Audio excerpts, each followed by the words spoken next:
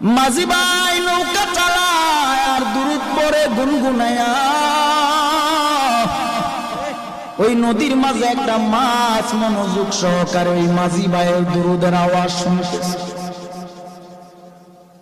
হঠাৎ এক জেলে এসে ওই মাছটাকে মেরে নিয়ে গেল। নিয়ে যাওয়ার পর বাজারে নিল, বাজারে নেওয়ার পরে বিক্রি করে। মাছটা মনোযোগ সহকারে নবীর দুরূদ শুনতেছে, আর ওই দিক দিয়া জেলে ভাই মাছটাকে ধরে নিয়ে গেলেন বাজারে বিক্রি করে। হঠাৎ করে আবু বকর বাজারের দিকে গেলেন, বাজারে যাইয়া মাছটা ক্রয় করলেন। নবীজিকে রাহমাতুল লিল আলামিনকে দাওয়াত করেছে আবু বকরের বাড়িতে নবী খেতে আসবে। সুবহানাল্লাহ। আবু বকরের বাড়িতে আমার নবী খেতে আসবেন।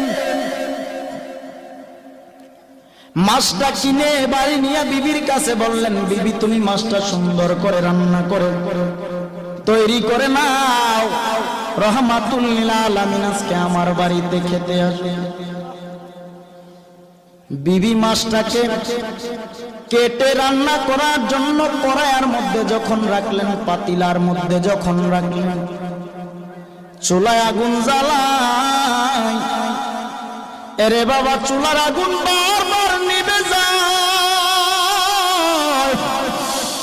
আবু বকর চিন্তা করে দেখলেন মাছটাকে রান্না করার জন্য রেডি করে আগুন নিভে যায়, চুলায় আগুন জ্বলেন। নবীকে দাওয়াত করেছি, নবী খাবে, কিন্তু মাছ রান্না করতে না পারলে নবী খাবে কিভাবে? আবু বকর নবীকে দাওয়াত করলেন, রাহমাতুল লিল আলামিন চলেন একটু আমার বাড়িতে যাবেন। নবী গেলেন। যাওয়ার পর আবু বকর সম্পূর্ণ ঘটনাটা খুলে বললেন, নবী মাছ ক্রয় করলাম, বিবিকে দিলাম, কেটে রান্না বসাবে, চুলায় যতবার আগুন দেয় আগুন নিভে যায়।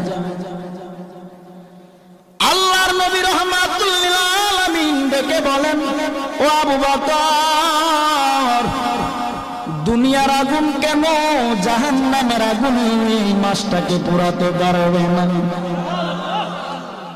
বলে কেন? নবী আমার ডেকে বলেন, ও আবু বকর,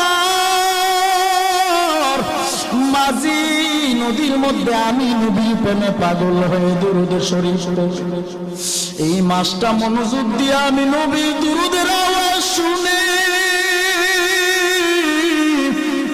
আমি নবীর বড় পাগল। ওই মাছটাকে তুমি এনে কেটেছো, রান্না করার জন্য নিয়ে আসছো। দুনিয়ার আগুন কেন জাহান্নামের আগুন যদি এই মাছের গায়ে লাগানো হয়, এই দুনিয়ার আগুন না জাহান্নামের আগুন এই মাছটাকে পুরা সম্ভব না।